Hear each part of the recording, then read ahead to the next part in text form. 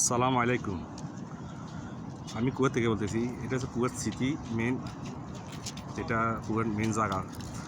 এটা হচ্ছে মুরগাব। তো অনেক বড় বিল্ডিং, দেখতে অনেক সুন্দর লাগে। আর সবার ভিডিও তো ভাইরাল করে দিন, টিকটকের ভিডিও বল, আমার ভিডিওটা ভাইরাল করে দিয়েন ইউটিউবে।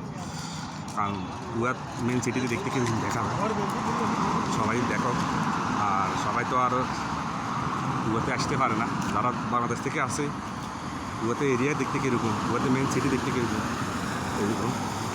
তো এটা হচ্ছে কুয়েতের মোবারকিয়া সুক। এটা হচ্ছে মোবারকিয়া সুক।